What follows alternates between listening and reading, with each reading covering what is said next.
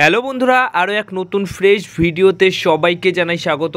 আশা করি তোমরা সবাই সুস্থ ও ভালো আছো। তো এই ভিডিওতে দুটো গুরুত্বপূর্ণ আপডেট শেয়ার করার আছে।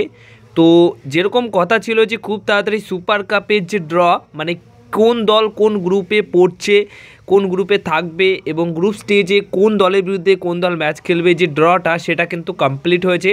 মার্কোস মার্গুলা কিছুক্ষণ আগেই সুপার কাপের গ্রুপস কে কোন দলে রয়েছে, মানে কোন কোন দল কোন গ্রুপে রয়েছে সেটা নিয়ে কিন্তু আপডেট দিয়ে দিয়েছে।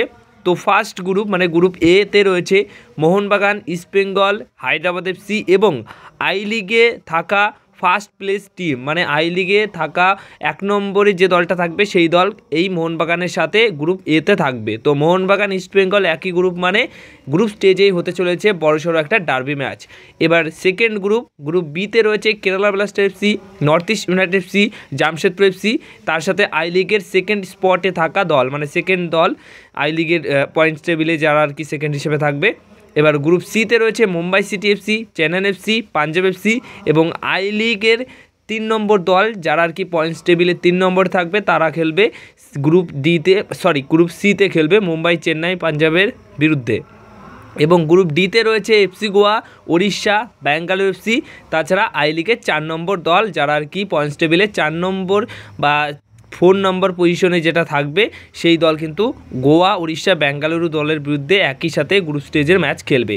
এখান থেকেই সেমিফাইনাল, তারপর ফাইনাল হবে। মানে যে দল টপ পজিশনে থাকবে, 1 নম্বর পজিশনে থাকবে প্রতিটা গ্রুপে, সেই দল মানে সেই 4টি দল কিন্তু সেমিফাইনাল খেলবে এবং সেখান থেকে দাঁড়িয়ে সেমিফাইনালের পর ফাইনাল ম্যাচ হবে এবং সেটা কবে হবে সেটাও কিন্তু জানিয়ে দেওয়া হবে। এবার তোমাদেরকে বলে দিই জনি কাউকে নিয়ে একটা বড়সড় আপডেট, সেটা হচ্ছে জনি কাউকো, তাকে নিয়ে রিসেন্টলি একজন আপডেট দিয়েছেন। তিনি কিন্তু এফসি ইন্টার তুর্কো ফিনল্যান্ডের একটি ক্লাব, সেই দলের হয়ে বেশ কিছুদিন ধরে প্র্যাকটিস করেছেন এবং সেই দলের সঙ্গে আছেন এখনও।